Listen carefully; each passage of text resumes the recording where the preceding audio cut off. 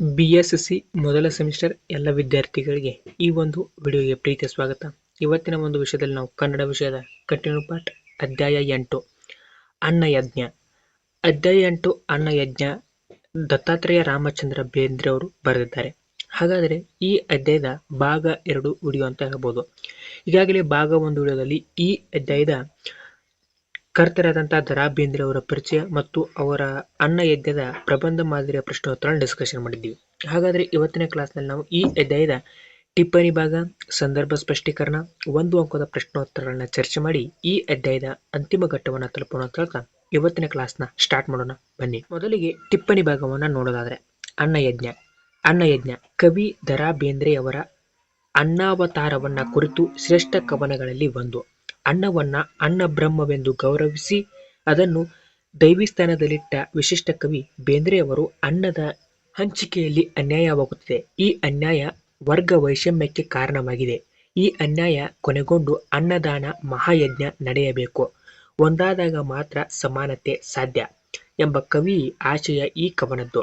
ಅನ್ನದಲ್ಲಿ ಅನ್ಯಾಯವಾಗುತ್ತಿರುವ ಪರಿಣಾಮವನ್ನ ಈ ಕವನ ಅತ್ಯಂತ ಧ್ವನಿಪೂರ್ಣವಾಗಿ ಕಟ್ಟಿಕೊಡುತ್ತದೆ.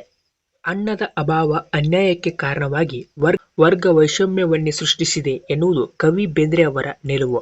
ಇದರ ಪರಿಣಾಮವಾಗಿ ಒಂದೆಡೆ ಬಡ ಮಕ್ಕಳಿಗೆ ಹಾಲಿಗೂ ಗತಿಯಿಲ್ಲವಾಗಿ ಪಶುಬಲಿ ನಡೆದರೆ, ಇನ್ನೊಂದೆಡೆಗೆ ಬರುವ ಸಾವನ್ನ ನೆನೆದು ಹೆಚ್ಚಿಗೆ ತಿನ್ನುತ್ತಿರುವ ಶ್ರೀಮಂತ ವರ್ಗ. ಈ ಶ್ರೀಮಂತ ವರ್ಗ ಜನಕ್ಕೆ ಹೊಟ್ಟೆ ಕಿಚ್ಚು ಬಹಳವಾದ್ದರಿಂದ ಎಷ್ಟು ಕಾಳಾದರೂ ಸಾಲದು. ಈ ಅನ್ನದ ಅನ್ಯಾಯ ನಿಂತು ಅನ್ನದಾನದ ಮಹಾಯಜ್ಞ ನಡೆಯಬೇಕೆಂಬುದು ಕವಿಯ ಆಶಯ. ಅಂತೆಯೇ ಕವಿ ಕವನದ ಕೊನೆಗೆ ಇದ್ದ ನೆಲವನ್ನ ಹೊಲ ಮಾಡಿ ಕಾಳನ್ನ ಬಿತ್ತಬೇಕು. ಬದುಕಲಿರುವ ಬಾಯಿಗಳಿಗೆ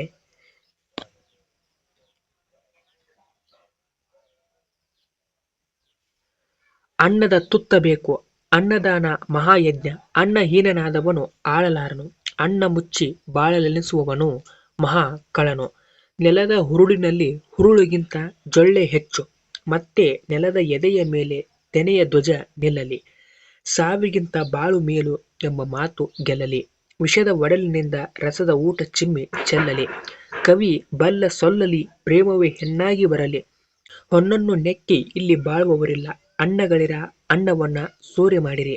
ಅನ್ನದಲ್ಲಿ ಮಣ್ಣ ಕಲಿಸಬೇಡಿರಿ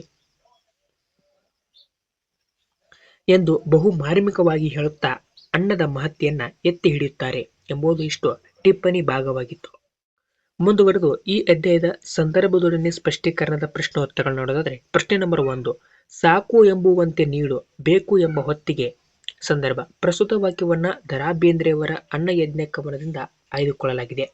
ಅನ್ನದ ಅಗತ್ಯವಿದ್ದಾಗ ಅನ್ನದಾನ ಮಾಡುವುದೇ ಮಹಾದಾನವೆಂದು ವಿವರಿಸುವ ಸಂದರ್ಭದಲ್ಲಿ ಕವಿ ಈ ಮಾತನ್ನ ಹೇಳುತ್ತಾರೆ.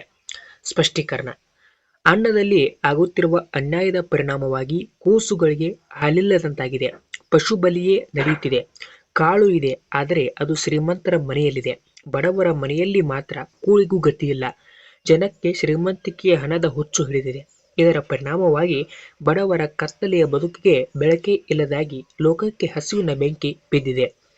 ಶ್ರೀಮಂತಿಕೆ ವ್ಯವಸ್ಥೆಯಲ್ಲಿ ಎಲ್ಲ ಇದೆ, ಆದರೆ ಬಡವರಲ್ಲಿ ಅಥವಾ ಬಡ ವ್ಯವಸ್ಥೆಯಲ್ಲಿ ಏನೂನೂ ಇಲ್ಲ. ಮನುಷ್ಯನಿಗೆ ಬಹುಮುಖ್ಯವಾಗಿ ಬೇಕಾದದ್ದು ಹಸಿವನ್ನ ತಣಿಸುವ ಅನ್ನ. ಅಂತೆಯೇ ಬೇಕು ಎಂಬ ಹೊತ್ತಿಗೆ ಸಾಕು ಎಂಬುವಂತೆ ನೀಡು, ಹಸಿದ ಹೊಟ್ಟೆಗೆ ನೆತ್ತಿಗೆ ಬೆಣ್ಣೆ ಎಣ್ಣೆ ಎರೆಯ ಬನ್ನಿ ಎಂದು ಬಹು ಮಾರ್ಮಿಕವಾಗಿ ಹೇಳುವುದು ಎಂಬುದು ಉತ್ತರವಾಗಿದೆ. ಪ್ರಶ್ನೆ ನಂಬರ್ 2, ಅನ್ನಗಳಿರ ಅನ್ನದಲ್ಲಿ ಮಣ್ಣ ಕಲಿಸಬೇಡಿರಿ. ಸಂದರ್ಭ ಪ್ರಸ್ತುತ ವಾಕ್ಯವನ್ನ ದ.ರಾ. ಬೇಂದ್ರೆಯವರ ಅನ್ನಯಜ್ಞ ಕವನದಿಂದ ಆಯ್ದುಕೊಳ್ಳಲಾಗಿದೆ. ಅನ್ನದ ಪ್ರಾಮುಖ್ಯವನ್ನ ವಿವರಿಸುವ ಸಂದರ್ಭದಲ್ಲಿ ಕವಿ ಈ ಮಾತನ್ನ ಹೇಳುತ್ತಾರೆ. ಸ್ಪಷ್ಟೀಕರಣ ಹಸಿವಿನ ಪರಿಣಾಮವಾಗಿ ಕಣ್ಣೀರಿನ ಕಡಲ ನಡುವೆ ಲೋಕಗಳೇ ತೇಲುತ್ತಿವೆ. ಅಂತೆಯೇ ಕವಿ ಇದ್ದ ನೆಲವನ್ನ ಹೊಲ ಮಾಡಿ ಕಾಳನ್ನ ಬಿತ್ತಬೇಕು. ಬದುಕಲಿರುವ ಬಾಯಿಗಳಿಗೆ ಅನ್ನದ ತುತ್ತ ಬೇಕು. ಅನ್ನದಾನ ಮಹಾಯಜ್ಞ ಅನ್ನಹೀನ ನಾದವನು ಆಳಲಾರನು. ಅನ್ನ ಮುಚ್ಚಿ ಬಾಳಲೆನಿಸುವವನು ಮಹಾಕಳನು. ನೆಲದ ಹುರುಳಿನಲ್ಲಿ ಹುರುಳಿಗಿಂತ ಜೊಳ್ಳೆ ಹೆಚ್ಚು. ಮತ್ತೆ ನೆಲದ ಎದೆಯ ಮೇಲೆ ತೆನೆಯ ಧ್ವಜ ನಿಲ್ಲಬೇಕು. ಸಾವಿಗಿಂತ ಬಾಳು ಮೇಲು ಎಂಬ ಮಾತು ಗೆಲ್ಲಬೇಕು. ವಿಷದ ಒಡಲಿನಿಂದ ರಸದ ಊಟ ಚಿಮ್ಮಿ ಚೆಲ್ಲಲಿ. ಕವಿ ಬಲ್ಲ ಸೊಲ್ಲಲಿ ಪ್ರೇಮವೇ ಹಣ್ಣಾಗಿ ಬರಲಿ. ಹೊನ್ನನ್ನ ನೆಕ್ಕಿ ಇಲ್ಲಿ ಬಾಳುವವರಿಲ್ಲ.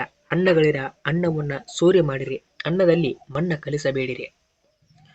ಎಂದು ಬಹು ಮಾರ್ಮಿಕವಾಗಿ ತಿಳಿಸುತ್ತಾ ಈ ಮೇಲಿನಂತೆ ಹೇಳುತ್ತಾರೆ ಕವಿ ಬೇಂದ್ರೆಯವರು ಎಂಬುದು ಇಷ್ಟು ಪ್ರಬಂಧ ಸ್ಪಷ್ಟೀಕರಣದ ಪ್ರಶ್ನೋತ್ತರಗಳಾಗಿದ್ವು. ಮುಂದುವರೆದು ಒಂದು ವಾಕ್ಯದ ವಸ್ತುನಿಷ್ಠ ಪ್ರಶ್ನೋತ್ತರಗಳನ್ನ ಡಿಸ್ಕಷನ್ ಮಾಡೋದಾದ್ರೆ, ಪ್ರಶ್ನೆ ನಂಬರ್ 1, ಅನ್ನಯಜ್ಞ ಕವನದ ಕರ್ತೆ ಯಾರು? ಉತ್ತರ, ಅನ್ನಯಜ್ಞ ಕವನದ ಕರ್ತೆ ದತ್ತಾತ್ರೇಯ ರಾಮಚಂದ್ರ ಬೇಂದ್ರೆಯವರು. ಪ್ರಶ್ನೆ ನಂಬರ್ 2, ಅನ್ನಯಜ್ಞ ಕವನದ ತಿರುಳೇನು? ಉತ್ತರ, ಅನ್ನದ ಅಭಾವಕ್ಕೆ ತನ್ಮೂಲಕ ವರ್ಗ ವೈಷಮ್ಯಕ್ಕೆ ಕಾರಣವಾದ ಮನುಷ್ಯನ ಹೊಟ್ಟೆ ಕಿಚ್ಚು ಸುಟ್ಟ ಭಸ್ಮವಾಗಿ ಅನ್ನ ಮಹಾಯಜ್ಞ ನಡೆದು ಸಮಾನತೆ ಸಿದ್ಧಿಸಬೇಕೆಂದು ಕವಿಯ ಆಶಯವೇ ಅನ್ನಯಜ್ಞ ಕವನದ ತಿರುಳು ಎಂಬುದು ಉತ್ತರವಾಗಿದೆ. ಪ್ರಶ್ನೆ ನಂಬರ್ 3, ಕನಸುಗಳಿಗೆ ಏನಿಲ್ಲ? ಉತ್ತರ, ಕನಸುಗಳಿಗೆ ಹಾಲಿಲ್ಲ. ಪ್ರಶ್ನೆ ನಂಬರ್ 4, ಜನಕ್ಕೆ ಯಾವುದರ ಹುಚ್ಚು ಹಿಡಿದಿದೆ? ಉತ್ತರ, ಜನಕ್ಕೆ ಹಣದ ಹುಚ್ಚು ಹಿಡಿದಿದೆ. ಪ್ರಶ್ನೆ ನಂಬರ್ 5, ಬೇಕು ಎಂಬ ಹೊತ್ತಿಗೆ ಹೇಗೆ ನೀಡಬೇಕು? ಉತ್ತರ, ಬೇಕು ಎಂಬ ಹೊತ್ತಿಗೆ ಸಾಕು ಎಂಬಂತೆ ನೀಡಬೇಕು. ಪ್ರಶ್ನೆ ನಂಬರ್ 6, ಬರುವ ಸಾವನ್ನ ನೆನೆದು ಹೆಚ್ಚಿಗೆ ತಿನ್ನುವವರಾರು? ಉತ್ತರ, ಬರುವ ಸಾವನ್ನ ನೆನೆದು ಹೆಚ್ಚಿಗೆ ತಿನ್ನುವವರು ಶ್ರೀಮಂತರು. ಪ್ರಶ್ನೆ ನಂಬರ್ 7, ಜನರ ಹೊಟ್ಟೆ ಕಿಚ್ಚಿಗೆ ಏನು ಸಾಲದಾಗಿದೆ? ಉತ್ತರ, ಜನರ ಹೊಟ್ಟೆ ಕಿಟ್ಟಿಗೆ ಕಾಳು ಸಾಲದಾಗಿದೆ. ಪ್ರಶ್ನೆ ನಂಬರ್ 8, ನೆಲೆಗಳು ಅಥವಾ ಲೋಕಗಳು ಯಾವ ಕಡಲಿನ ನಡುವೆ ತೇಲುತ್ತಿವೆ? ಉತ್ತರ, ನೆಲೆಗಳು ಕಣ್ಣೀರ ಕಡಲಿನ ನಡುವೆ ತೇಲುತ್ತಿವೆ. ಪ್ರಶ್ನೆ ನಂಬರ್ 9, ಇದ್ದ ನೆಲವನ್ನು ಹೊಲ ಮಾಡಿ ಏನು ಬಿತ್ತಬೇಕು? ಉತ್ತರ, ಇದ್ದ ನೆಲವನ್ನ ಹೊಲ ಮಾಡಿ ಕಾಳು ಬಿತ್ತಬೇಕು. ಪ್ರಶ್ನೆ ನಂಬರ್ 10, ಅನ್ನದಲ್ಲಿ ಏನನ್ನ ಕಲಿಸಬಾರದು? ಉತ್ತರ, ಅನ್ನದಲ್ಲಿ ಮಣ್ಣನ್ನ ಕಲಿಸಬಾರದು ಎಂಬುದು ಇಷ್ಟು ಈ ಅಧ್ಯಾಯದ ಅಷ್ಟು ಅಭ್ಯಾಸ ಪ್ರಶ್ನೋತ್ತರಗಳನ್ನ ಸ್ವಾರಸ್ಯಪೂರ್ಣವಾಗಿ ಸಂಪೂರ್ಣವಾಗಿ ಚರ್ಚೆ ಮಾಡಿದ್ದೀನಿ. ಇದೇ ರೀತಿ ಮುಂದಿನ ಕ್ಲಾಸ್ನಲ್ಲಿ ಇದರ ಮುಂದುವರೆದ ಅಧ್ಯಾಯವನ್ನು ತಪ್ಪದೆ ಡಿಸ್ಕಷನ್ ಮಾಡಿರ್ತೀನಿ. ತಪ್ಪದೆ ಚಾನಲ್ಗೆ ಸಬ್ಸ್ಕ್ರೈಬ್ ಆಗಿ ನೋಟಿಫಿಕೇಶನ್ ಅನ್ನು ಆನ್ ಮಾಡ್ಕೊಳ್ಳೋಕೆ ಹೇಳ್ತಾ ಇವತ್ತಿನ ಕ್ಲಾಸ್ಗೆ ವಿರಾಮವನ್ನು ಕೋರ್ತಿದ್ದೇನೆ. ಎಲ್ಲರಿಗೂ ನಮಸ್ಕಾರ. ಜೈ ಹಿಂದ್, ಜೈ ಕರ್ನಾಟಕ ಮಾತೆ.